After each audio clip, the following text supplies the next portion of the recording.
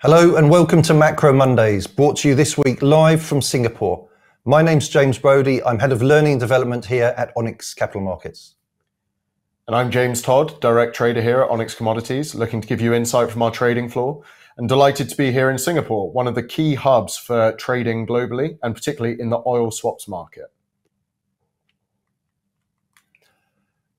So this week we'll be looking at key market charts, risks and trends. We'll start by looking at the economic data coming out stronger than expected in the US, both ISM and payrolls, but also looking at more woes in the Eurozone. ISM still firmly in contraction and we have inflation ticking higher. We'll look at the tech sector in China as that continues to make headway with DeepSeek at the front of that. And then we'll also be paying firm attention to the US as Trump rumors more tariffs. He is clearly hoping for lower oil prices in the long run, and he's now switching his attention as well to the 10-year yields. So let's start with the data. Stronger than expected ISM manufacturing out of the US. And after 26 months of consecutive contraction, we finally get a print above 50. Coming in above expectations at 50.9. This was good news earlier in the week to surprise the market. Then on Friday, we had the big bit of data, the payrolls. The headline data came in actually lower than expected. Market was expecting 170,000 jobs, only 143,000 were created. But then the previous 2 months revisions marked that considerably higher. So that was a positive, and the unemployment rate fell from 4.1% to 4%. So the US job market is healthy, higher participation, lower unemployment, and we have wages ticking up as well. Yeah, I think that's crucial to look at the context here, because although the headline is that it failed to meet expectations, the 170,000 jobs added in expectations was not met. This is a really healthy picture overall. Having unemployment of 4% is fantastic in the US. And particularly if you look at some of the areas in which employment grew, the likes of healthcare and retail sales, this is really promising. So yeah, it's good news overall from the employment statistics. Also, yeah, stronger than expected, but also higher average hourly earnings. So this is something the Fed will keep an eye on, as they're definitely starting to get maybe a little bit nervous about the inflation ticking higher. We have, of course, CPI out this Wednesday and PPI on Thursday. So on the day when the data came out, the 10-year jumped 8 basis points, and Treasury Secretary Pezant talked about targeting the 10-year yields, getting that lower, so the cost of lending gets cheaper. And we've seen a bull curve, we've seen the yield curve have a bull flattening. Here, the 2s, 10s has fallen 10 basis points to 22 basis points. So the front of the curve has gone up on stronger data. The back of the curve is falling on Treasury Secretary talking about targeting lower 10-year yields. And the Federal Reserve, as we say, become wary about inflation. We had some Fed speakers this week. Fed's Bostic said, I want to see what the 100 basis points we did last year translates to in terms of the economy. Depending on what the data are, it might mean we're waiting for a while. Then Fed Vice Chairman Jefferson said, I don't think we need to be in a hurry to change our stance. And San Francisco's Fed President Mary Daly said, we do not need to be preemptive. So clearly the Fed is on the back foot now and watching the data to see how that develops. Yeah, it's clear that they're maintaining their independence from Trump, who clearly wants lower interest rates. But yeah, they're obviously going to be keeping a keen eye on inflation, as we saw, with the headline about real incomes increasing. So inflation could become a worry, and therefore I'm sure they'll be reticent to be too hasty in terms of cutting interest rates further. And you can see from the chart here, this is inflation, 1-year inflation expectations from the University of Michigan Consumer Sentiment poll last week, and you see that's jumped aggressively. So whether it's tariffs or economic data being stronger, there are definitely concerns that inflation is picking up again. And with the Fed talking about being data dependent, of course, that means the market's going to be much more jittery about the economic data. So expect to see more volatility when data comes out. The Eurozone, on the other hand, we keep talking pretty gloomily about the Eurozone, and that trend continues.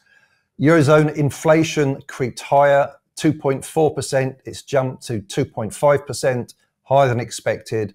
But it's really the ISM prints that get more concern. They continue to be in sharp contraction.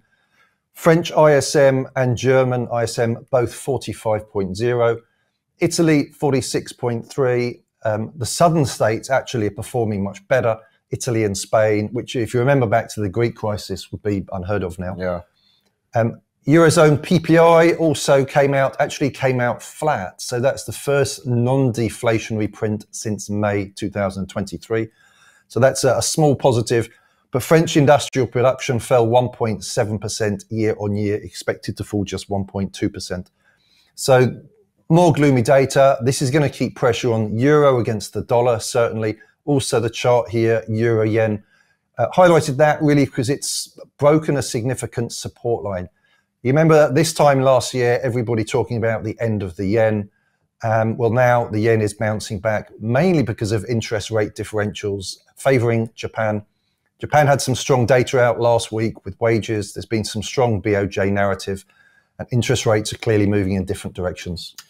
Yeah, and I think it's also worth just highlighting some of the political uncertainty that's going on in Europe. So not only do you have these terrible ISM data that we've been seeing for a prolonged period, this feeds into negative satisfaction within the voter polls. And, there's been a huge amount of political upheaval in both Germany and France, two of the historic key economic performers within Europe. And so this has, a lead lag effect as well on things like investment in the economy, which then, leads to further worries and further poor performances in things like manufacturing, etc., as people are uncertain whether Europe is going to be a home worth investing in the long term. And certainly euro dollar, that's going to just keep creeping down towards parity. I think it's only a matter of time before that breaks parity. But certainly that's the way that's trending as well. With last week's data, stronger than expected in the US, weaker than expected in Europe. That's a one-way trend at the moment.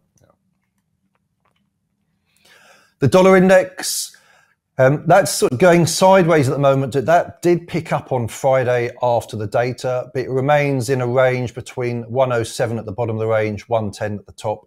But again, I think that will be heading towards the top of the range. Again, I expect it's a matter of time, though, before Donald Trump sort of looks to target that as well. He'll want a weaker currency.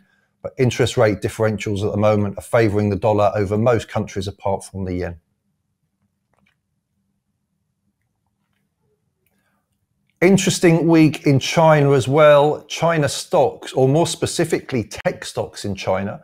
The Hang Seng Tech Index has rallied 20% in 2 weeks, as you mentioned earlier, really on the back of this DeepSeek news. Yeah, absolutely. I mean, if you haven't been living under a rock, you've seen the DeepSeek advances that they've made, and this has been really, really bullish to the entire tech sector in China, as it looks to undercut, Western alternatives such as OpenAI. And so accordingly, we've seen this massive rally in the HS tech sector. And I think it's worth pointing out quite how bullish this is. We can contextualize it further by looking at more Chinese data. But simply, if you were to compare it to the tech sector within the US and the NASDAQ is on average trading at 27 times future earnings, whereas the HS tech is just at 17 times future earnings. And so it's clear that the Chinese tech sector is, performing in the short run here at an even lower multiplier than what the US tech firms are. And this is also in context to where HS Tech has been over the long term, I think the 5-year average.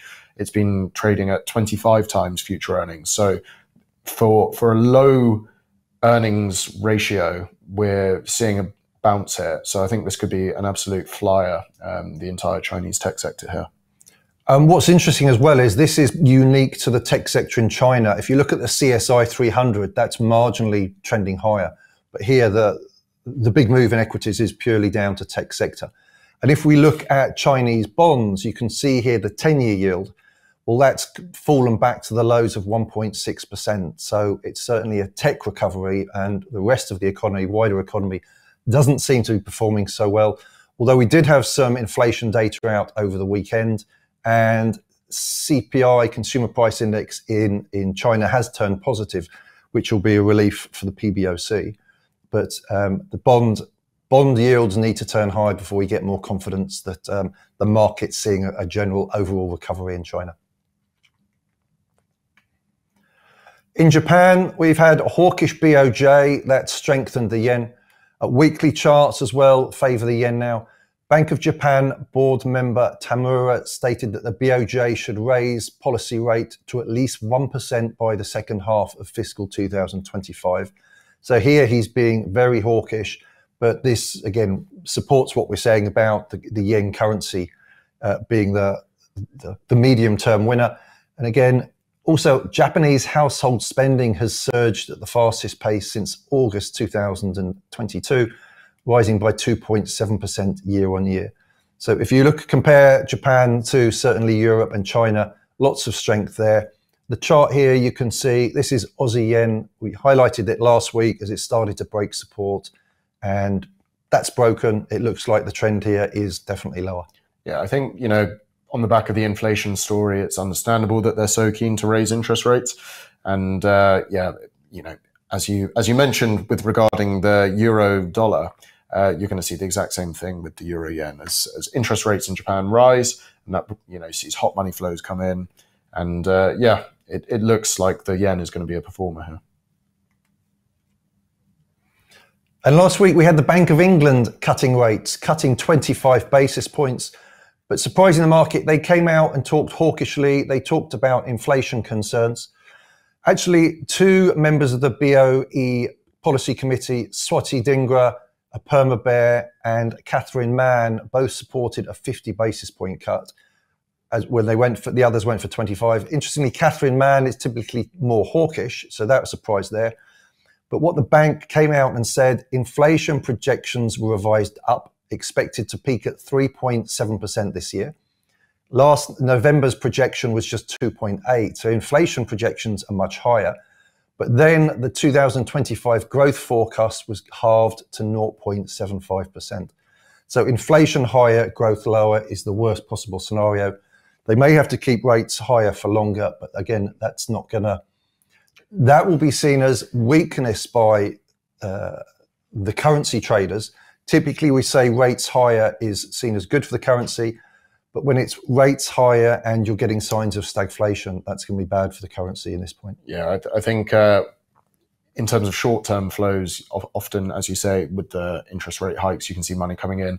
But if there's uncertainty in the underlying economy, as there is in such a case like the UK here, it seems to be a very dire situation. So you're not going to be seeing that appreciation, I wouldn't have thought. Also, the MPC Monetary Policy Committee stated they estimate there's a 40% chance that the UK is already in a technical recession. Bad news there. And the chart here highlights the 2-year yield. You can see how that's resting up against the trend line. That looks like it wants to break as well. So we'll keep a close eye on the data coming out. And, the market's moving towards risk off here. Most of the charts we've had of cross yens, currencies, and here the yields. The market has been trending bottom left to top right, trending higher. But now trend lines are starting to break, support's breaking, and you can see the market slowly edging towards risk off. And oil, a big week for oil. The markets there has moved aggressively lower. Yeah, I think it's a really interesting one here. We were complaining almost a few months ago that we've been entering a low volatility environment in terms of in particular crude and the Brent benchmark there. We've got volatility back, and I think a lot of people will be harking back to the sort of 2017 to 2021 era where a Trump tweet can make a headline. It sounds as though this is going to be a persistent theme with tariff talk continuing to sort of plague or sometimes even abet traders. Without necessarily that much information behind any of these promises or threats as they might be conceived. But it sounds as though the overall rhetoric is drill, baby, drill. He's going to be wanting those prices down. He said that he was going to be calling on Saudi Arabia and OPEC to be reducing the Brent benchmark. So even if you see bullish headlines that lead to temporary support, it does seem as though the overall agenda is going to be a low oil price environment. And I was joking today, I'm here doing some training, private training with some of our clients, that we'd said exactly that a few months ago, that we wanted some volatility. The problem I was saying now is the volatility is coming from headline tweets, which you cannot predict. The volatility we were more hoping for was around economic data. So you're looking at the screens, you know when the data's coming out and you can react to it. But when it comes from tweets, then the market moves and you have no... Yeah, absolutely. There's not necessarily any implementable plan around one of these sort of headline grabbing things. And just by saying, as of Monday or as of Tuesday, we're going to be putting a 10% tariff on, Canadian oil imports. As Brits, we've seen that these promises of removing trade agreements, etc., when the UK left the EU, they're often not as simple as that, and you have to work out the nitty gritty, and it's hard just to slap something on. So these headlines move markets, whilst the underlying technicals, as in the technicalities of putting these trade embargoes and tariffs on, are far more complicated. So yeah, I would say be very skeptical of headlines in long-term trading here. The other problem we had, of course, last Sunday is the headlines came out over the weekend, so there's no ability to react. The market opens where it opens on Monday morning, and you're trading from where it opens. Absolutely, trading on the back foot. Gold, we mention gold every week, and the reason we mention it is because it keeps making all-time highs. If you're long of gold, the trick is to sit on your hands and do nothing and watch it continue higher. Trading at just over 2,900. Again, it's tough to keep up with the charts here on the screens. Tough to keep up because it keeps moving high so quickly. Key support, you can see the previous high support there is 2,790, but we're getting further and further away from that. And 3,000 is clearly the first target here. Yeah, I mean, as inflation worries continue and are persistent, gold is a nice inflation trade there, I think. And that isn't exclusively why you're seeing money go into that, but I think it's one of the key contributors here. And so what is the OAS market pricing for the next 12 months? Market's pricing 42 basis points from the Fed, so not quite 2 cuts, but the way the data's going, I think that's going to get slowly reduced. It'll move to 35, then 30. The market will start looking at maybe just 1 hike. But the Fed have made it clear they're doing nothing at the moment, and they're sitting on their hands watching the data.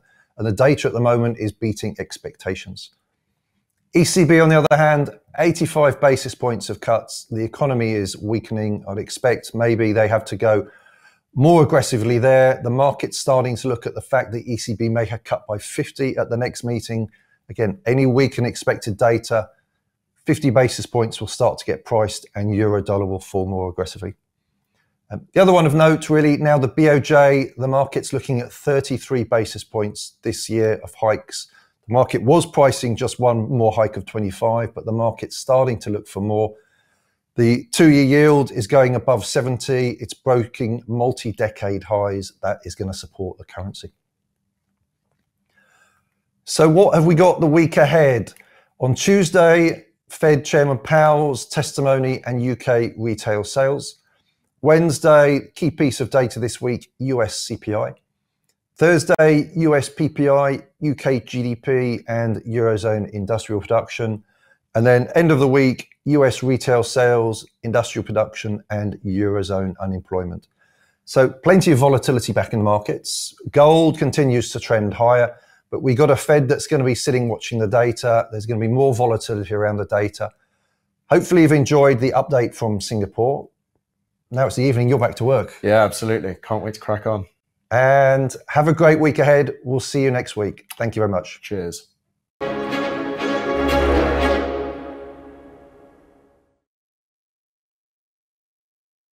The true heartbeat of the global economy, the financial oil market, has remained out of reach for most until now. Introducing Onyx Markets, the first platform to bring personal investors into the ecosystem that sets wholesale oil prices around the world. This is where the real economics of energy begin, a market that shapes so much of our everyday lives. Onyx Markets levels the playing field, Access live, tradable numbers from the industry's leading provider of financial oil market data. Whether you're a personal investor or a global corporation, low cost, transparent, and empowering. For the first time ever, you can trade global oil benchmarks like dated Brent, Northwest Europe shipping fuel, and U.S. Gulf Coast propane through spread betting and CFDs. Hedge with precision, trade tax efficiently, and gain unparalleled transparency. Supported by the world's largest liquidity provider in the financial oil markets, Onyx Markets also brings you insights from industry-leading analysts, detailed reporting, and expert-led education to help you navigate this market with confidence. Onyx Markets, the power of the financial oil market now in your hands. Start trading today. Visit onyxmarkets.co.uk.